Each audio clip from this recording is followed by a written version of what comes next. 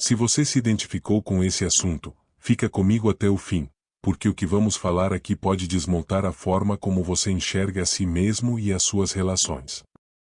Você se acha inteligente? Que pena!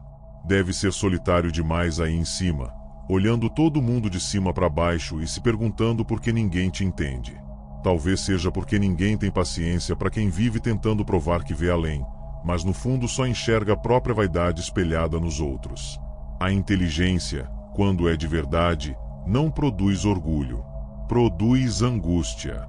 Ela não te dá poder, te dá enxaqueca. Ela não te coloca no centro, te empurra para as margens. Os verdadeiramente inteligentes não estão ocupados em mostrar que são, estão ocupados tentando sobreviver ao que sabem. E isso é bem diferente de parecer esperto. Você quer saber o que acontece com quem enxerga demais? Eles enlouquecem aos poucos. Começa com um tédio incurável diante das conversas banais. Depois vem o asco, o desconforto nos lugares cheios, a vontade de calar o mundo, e o desprezo, quase inevitável, por tudo que se apresenta como normal. A mediocridade não é o problema. Ela é o padrão. O problema é quando você percebe isso cedo demais e não consegue mais desver. Aí começa a tragédia. Porque quanto mais você entende, mais difícil fica participar do jogo. Você já tentou fingir que acredita nas mesmas bobagens que os outros? Já forçou um riso para não parecer arrogante? Já se culpou por não conseguir ser feliz com as mesmas coisas que deixam os outros extasiados? Jung chamaria isso de confrontar a sombra. Mas tem gente que prefere chamar de ser chato, ser denso demais, complicar o simples. Porque pensar dói. E quem pensa muito, esse sim, sangra em silêncio. Não por orgulho, mas porque já entendeu que não há linguagem possível para comunicar certas dores sem ser ridicularizado. Então, sim, talvez você seja mesmo muito inteligente. E é exatamente por isso que vai sofrer como poucos. Porque ver demais não te faz especial. Te faz perigoso. Pros outros. E para você mesmo. A maior tragédia de quem tem uma mente lúcida não é a solidão, é a constatação de que, mesmo cercado de gente, está condenado a viver isolado por dentro. Não porque se acha melhor, mas porque simplesmente percebe coisas que os outros não percebem, ou fingem não perceber. O mundo moderno se construiu sobre o culto à aparência, à leveza, à sociabilidade performática. Nesse cenário, a inteligência profunda, aquela que desmascara, desconstrói e confronta, é rapidamente silenciada. Ela é vista como inconveniente, intragável, socialmente tóxica. Você já notou que os ambientes mais valorizados hoje são aqueles onde nada precisa ser dito com profundidade? Os escritórios premiam o bom humor, os jantares evitam qualquer assunto que possa gerar desconforto, os relacionamentos se dissolvem ao primeiro sinal de confronto real. E, nesse teatro de consensos, quem pensa demais se torna um risco. Não é que os outros não entendam, é que não querem entender. E essa recusa coletiva ao pensamento profundo é uma das formas mais eficazes de preservar a mediocridade como norma. Jung compreendia bem isso. Para ele, o processo de individuação, esse caminho em direção à totalidade psíquica, era, por natureza, um trajeto solitário. E não há nada mais ameaçador para uma sociedade baseada em convenções do que um sujeito que começa a pensar por conta própria. O inteligente, nesse sentido, não é o que acumula diplomas ou que formula frases complexas, é aquele que ousa mergulhar na própria psique e encarar a verdade de frente, sem anestésicos ideológicos. Mas aqui surge o paradoxo: quanto mais alguém se aproxima dessa lucidez interior, mais distante se torna dos outros. Não por arrogância, mas por incompatibilidade. A linguagem comum começa a parecer inadequada. As expectativas sociais se tornam absurdas. E a convivência, muitas vezes, exige uma atuação constante, como se fosse preciso se disfarçar de gente normal para poder existir em paz. Você já viveu isso? Já sentiu que precisa esconder o que realmente pensa para não ser excluído? Já se pegou rindo por obrigação, elogiando o óbvio, engolindo verdades só para não parecer difícil, é exaustivo, porque não é apenas fingimento, é uma mutilação interna, uma autoabstenção emocional para caber onde não se pertence. Há algo de trágico, quase cruel, na jornada daquele que enxerga demais. A inteligência, no sentido profundo, clínico, psicológico, não traz aplausos, traz repulsa. E isso cria uma armadilha insidiosa. O sujeito inteligente é levado a acreditar que há algo de errado com ele, que seu desconforto diante do mundo é um defeito pessoal, e não um sintoma legítimo de uma visão mais clara da realidade. A infância, muitas vezes, já dá sinais disso. A criança que faz perguntas demais, que questiona os adultos, que não se contenta com respostas rasas, ela logo é enquadrada. É chamada de precoce, arrogante, insuportável. A escola não tem paciência. Os colegas não compreendem. E os pais, na tentativa de proteger, tentam ajustar aquela criança média, como se pensar demais fosse um problema comportamental. E talvez seja mesmo. Mas não da forma como dizem. Pensar demais é um problema para a sociedade, não para o sujeito. É uma ameaça ao conforto coletivo. Porque a maioria das pessoas não quer profundidade, quer distração. Não quer transformação, quer alívio. E qualquer presença que insista em puxar o véu da ignorância é vista como inimiga da convivência. Isso é particularmente visível nas relações afetivas.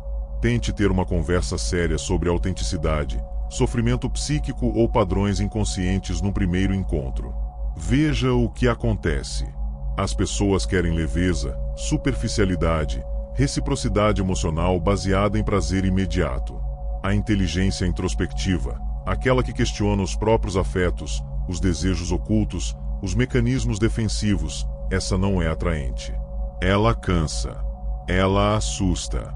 Jung já alertava. O preço da consciência é o afastamento progressivo dos padrões sociais. Porque, ao se individuar, o sujeito deixa de seguir as massas e começa a seguir a si mesmo. Mas o si mesmo é um território perigoso.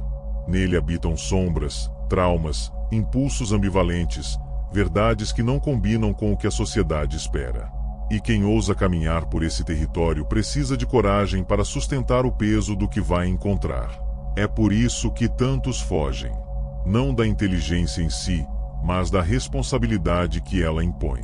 Porque ser inteligente, de verdade, não é só entender as coisas, é agir a partir do que se entende. E isso inclui fazer escolhas impopulares, romper vínculos, renunciar a confortos. É por isso que muita gente prefere parecer inteligente do que realmente ser. A performance intelectual é socialmente recompensada. A inteligência real, não. Você já parou para pensar quantas vezes fingiu não saber o que sabe? Quantas vezes se omitiu para não parecer pedante? Quantas vezes se calou por entender que falar seria inútil? Essa é a dor do lúcido. Viver em permanente negociação com sua própria clareza. Porque quanto mais se vê, menos se pode dizer. E quanto menos se pode dizer, mais se carrega sozinho. Esse fardo solitário se manifesta de forma sutis. Insônia, cansaço existencial, sensação de inadequação crônica. Não é doença, é consequência. E por isso, muitos recorrem à medicalização, ao escapismo, à idealização de comunidades alternativas, espiritualidades prontas ou ideologias redentoras. Tudo isso como tentativa desesperada de encontrar um lugar onde sua lucidez seja compreendida, ou, pelo menos, tolerada. Mas a verdade é que esse lugar raramente existe. E talvez o grande passo da maturidade seja aceitar isso. Não com resignação, mas com sobriedade. Entender que a inteligência é, sim, um fardo, mas é também uma forma de liberdade. Uma liberdade que custa caro, mas que permite ao sujeito viver de forma mais íntegra, ainda que mais solitária. Talvez você esteja vivendo exatamente isso agora. Talvez seja por isso que certos lugares te enjoam, certas pessoas te entediam, certas conversas te irritam. Talvez não seja arrogância. Talvez seja só cansaço de fingir que não vê o que vê. E se for isso, então respira fundo. Porque daqui para frente, a profundidade só aumenta. Se isso já fez você repensar algo, deixa aqui nos comentários. Eu leio tudo. Talvez você ajude alguém que está passando pela mesma coisa. Há um tipo de dor que não aparece nos diagnósticos, mas corrói silenciosamente por dentro. A dor de ser lúcido num mundo que idolatra a ignorância funcional. Não aquela ignorância bruta, explícita, mas a mais sofisticada. Aquela que escolhe não ver. Que se protege na distração, que se âncora na repetição, que se embriaga com futilidades para não precisar lidar com as perguntas reais. E é aqui que começa o verdadeiro conflito do sujeito inteligente. Ele não consegue desver. Você consegue entender o peso disso?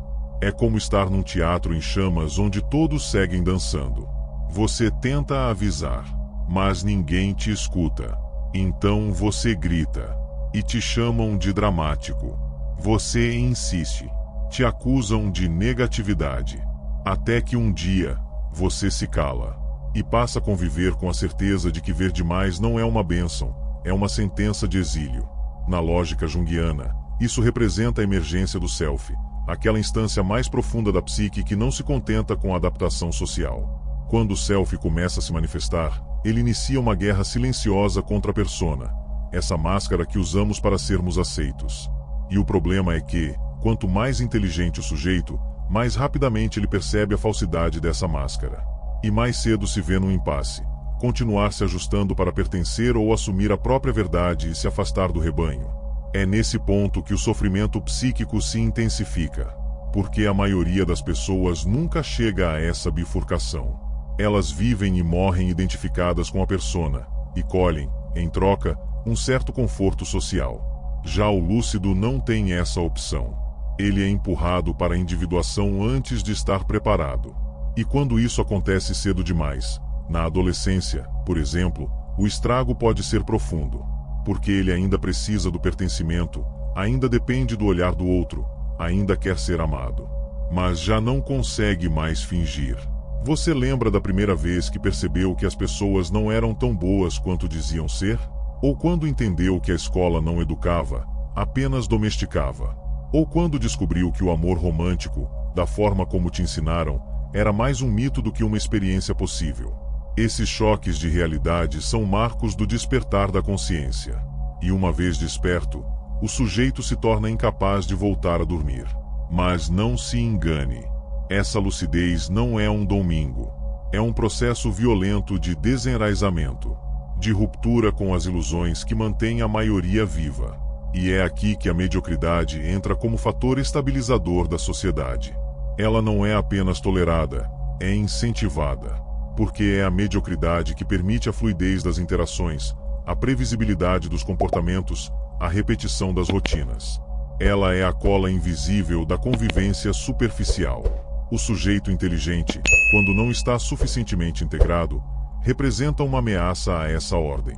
Ele desestabiliza o jogo, questiona regras que ninguém ousa tocar. E, pior, muitas vezes faz isso sem querer, só pelo modo como olha, pelo modo como responde, pela ausência de entusiasmo diante do banal. Você já notou como as pessoas tendem a se afastar de quem não reage como o esperado? Não rir da piada coletiva, não demonstrar empolgação pelo sucesso do outro, não replicar os chavões do dia. Tudo isso é interpretado como soberba, antipatia, desvio. E então começa o isolamento. Mas o mais cruel é que, frequentemente, esse isolamento é sentido como culpa pelo próprio lúcido. Ele começa a se perguntar: será que sou arrogante mesmo? Será que sou frio? Incapaz de me conectar? E essa dúvida corrói. Porque é o conflito entre a persona que ainda tenta agradar e o self que já rompeu com o script social. Jung diria que esse é um dos estágios mais perigosos da individuação, quando o sujeito ainda está emocionalmente preso ao desejo de pertencer, mas já intelectualmente desligado da ilusão coletiva. Esse hiato é fonte de sofrimento psíquico intenso. E muitos não suportam. Retornam à superficialidade, mergulham em vícios, aderem a ideologias totalizantes, se refugiam em nichos que prometem aceitação sem profundidade. Mas há os que seguem. Mesmo feridos, seguem. E esses, normalmente, são os que desenvolvem uma espécie de amargura refinada. Não é rancor. Não é misantropia. É só um cansaço de se adaptar, uma recusa a continuar representando, um desejo honesto de viver de forma íntegra, mesmo que isso signifique perder os outros pelo caminho. Esse tipo de dor não vira legenda bonita. Não cabe em postagens inspiradoras. Ela se vive no escuro, no silêncio, nas madrugadas insones. E raramente é compreendida por quem nunca teve que se mutilar intelectualmente para poder conversar com alguém sem assustar. A tragédia do inteligente não é não ser compreendido. É ser constantemente mal interpretado. Ele não quer se sentir superior. Ele quer se sentir em paz. Mas como encontrar paz num mundo que gira em torno da banalidade? Como descansar numa sociedade que premia quem pensa pouco e pune quem pensa demais? Esse conflito se acentua nos ambientes onde a performance intelectual é valorizada: universidades, redes sociais, círculos artísticos. Porque nesses espaços, a inteligência é capital. Mas capital performático. Quem questiona o próprio jogo é descartado.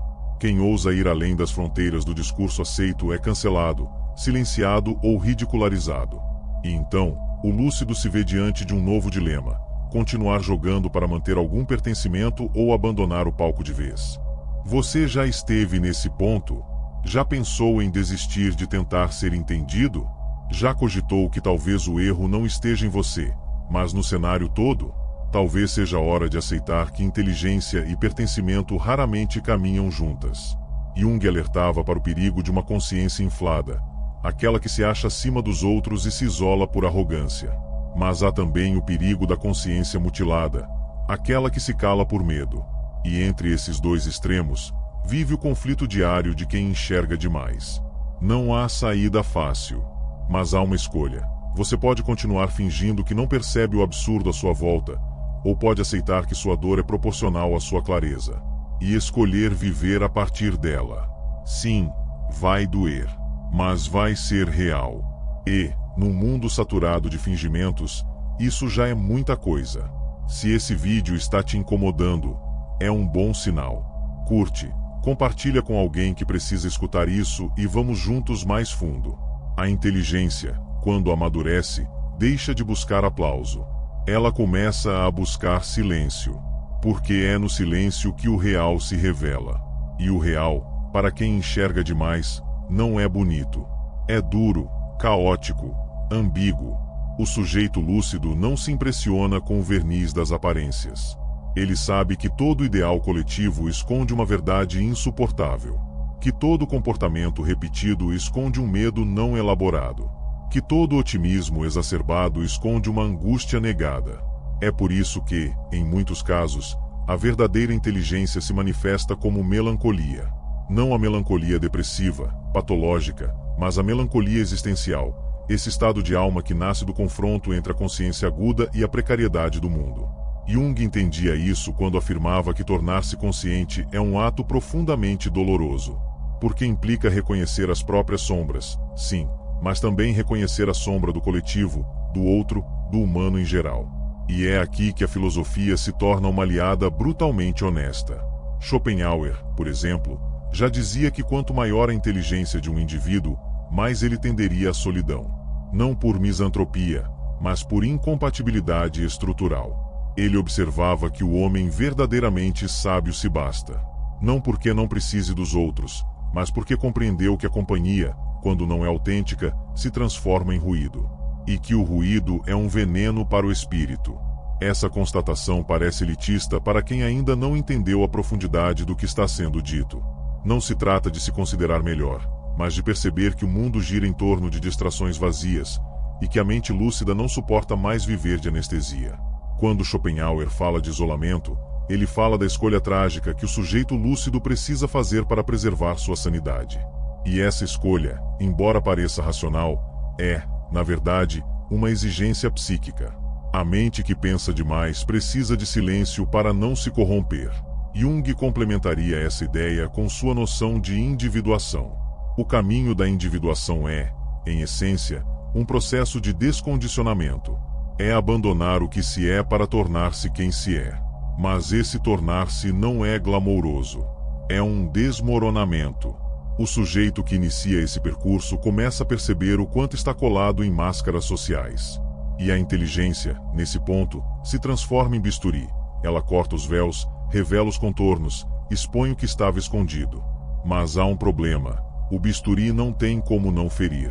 A lucidez é uma ferida aberta que nunca cicatriza completamente. Ela sangra em forma de desconfiança. Ela pulsa em forma de tédio. Ela arde em forma de insônia. Porque ela revela que a vida, do jeito como nos ensinaram, é um espetáculo mal ensaiado. Você já sentiu isso?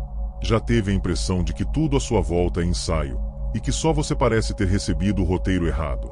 Esse estranhamento é típico de quem entrou em contato com sua função inferior, como diria Jung. A função inferior é o aspecto da psique que foi reprimido ao longo do desenvolvimento para garantir a adaptação social. Mas ela não desaparece. Ela se transforma em sintoma, em comportamento sabotador, em angústia inexplicável. E quando começa a emergir, geralmente no momento de crise, ela rompe com todas as falsas certezas que sustentavam o sujeito. A inteligência, nesse contexto, se torna o catalisador dessa ruptura. Ela não apenas vê, ela conecta. Ela percebe os padrões. Ela escuta o que não foi dito. Ela sente o que não era para ser sentido. E isso a torna perigosa, porque ela ameaça a estrutura narcísica do mundo. É por isso que o inteligente profundo raramente é admirado. Ele é, antes, temido. E, quando não pode ser combatido, é isolado. A sociedade não sabe o que fazer com aquele que não se encaixa, então o marginaliza, o ridiculariza ou transforma em caricatura. Você quer um exemplo? Pense nos grandes nomes que revolucionaram a forma de pensar a psique humana. Jung, inicialmente expulso dos círculos freudianos por não seguir a ortodoxia. Schopenhauer, ignorado por sua época, taxado de pessimista por ousar dizer que o mundo não é bom, é apenas vontade cega, pulsão irracional. Ambos só foram reconhecidos depois. Porque o mundo precisa de tempo para aceitar a verdade. Primeiro ele nega. Depois ele ridiculariza. Só então, com relutância, ele absorve. E no seu caso, quanto tempo vão levar para aceitar quem você realmente é? E, mais importante, quanto tempo você vai aguentar esconder? A lucidez não é apenas perceber o mundo, é perceber a si mesmo como um ponto fora da curva. E lidar com isso exige força simbólica. Não força bruta, nem força emocional, mas força simbólica. Aquela capacidade de sustentar a própria dor sem recorrer a distrações. De se manter presente, mesmo quando tudo em você quer fugir. De continuar enxergando, mesmo quando isso implica perder a paz. Jung chamava isso de alquimia psíquica. Transformar o chumbo da dor em ouro de consciência. Mas o processo é lento, árduo e profundamente solitário. A maioria desiste no meio do caminho. Volta pro conforto. Se entrega à superficialidade. Finge que não sabe. Finge que não vê. E vive o resto da vida anestesiado, mas funcional. A minoria, essa que insiste em continuar, desenvolve algo raro: integridade. Não perfeição. Não iluminação. Mas integridade psíquica. Capacidade de sustentar contradições. De habitar ambivalências. De não precisar mais provar nada para ninguém.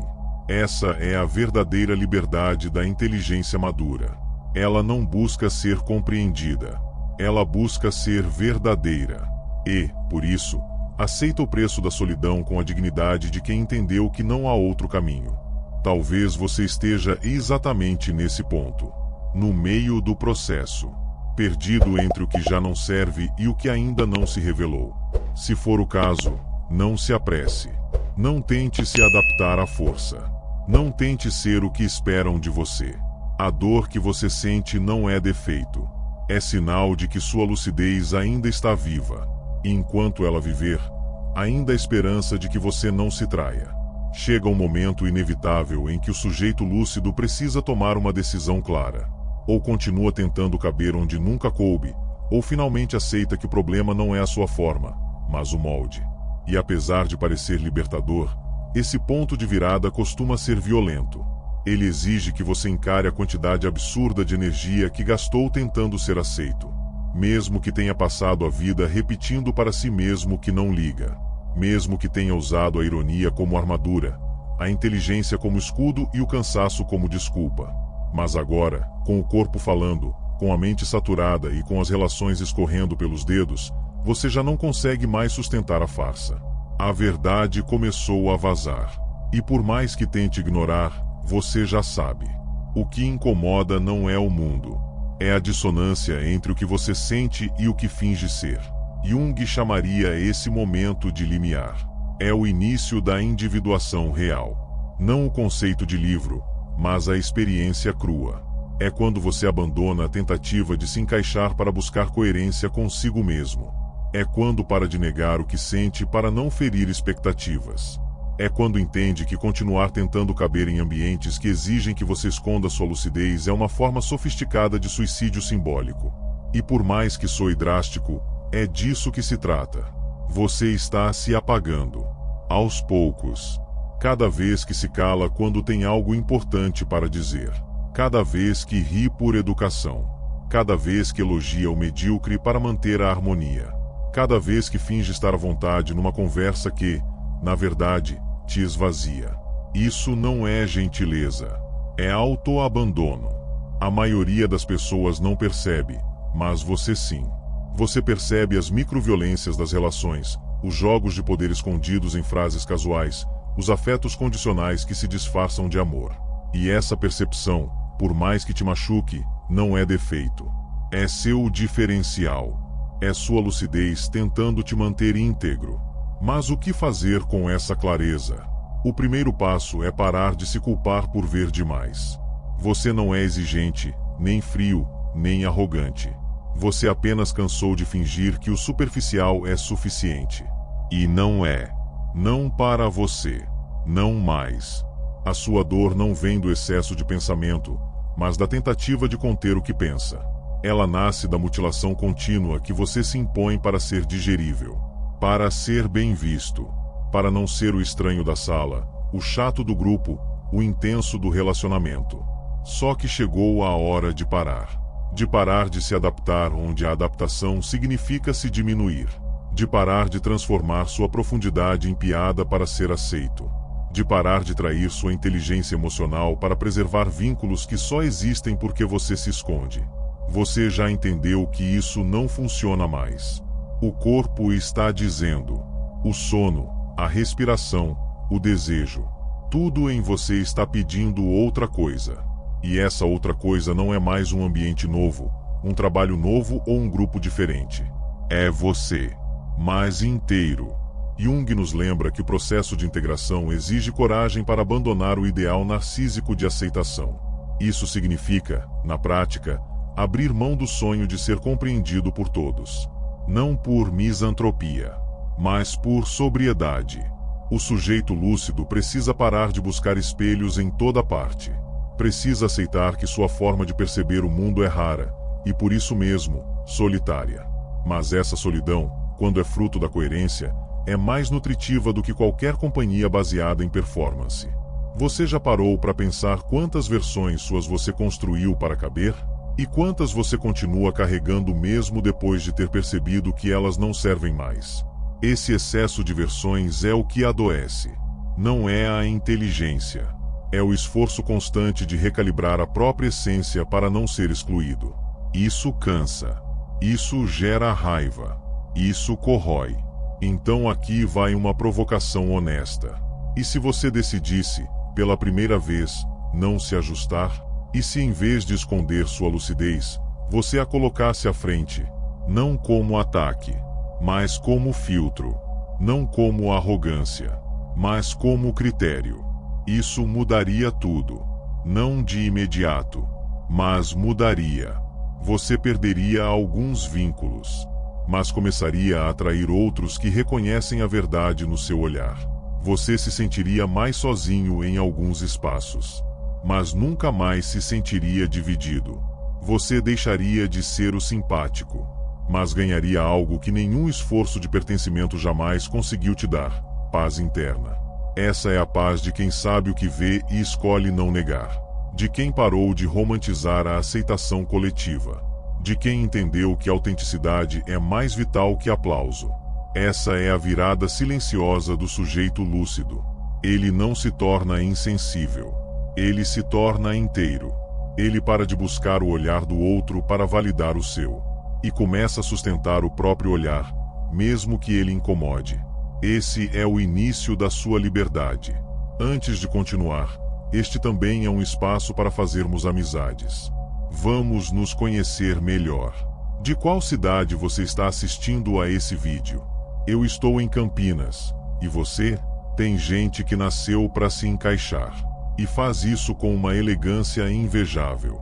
Sabe o que vestir, como se comportar, o que dizer e, principalmente, o que calar. São pessoas que funcionam bem nos contextos. Elas se moldam ao ambiente como água em um copo. São flexíveis, agradáveis, adaptáveis. E por isso, muitas vezes, são admiradas. Mas também há outro tipo de gente. Gente como você, que nunca coube direito. Que desde cedo percebeu que alguma coisa não fazia sentido. Que tentava seguir as regras, mas se pegava perguntando: quem escreveu essas regras? Para quem elas servem? Esse é o tipo de gente que nasce com o olhar atravessado. Um tipo de consciência que não consegue se conformar com o óbvio. Que questiona até as próprias certezas. Que incomoda não porque quer, mas porque existe.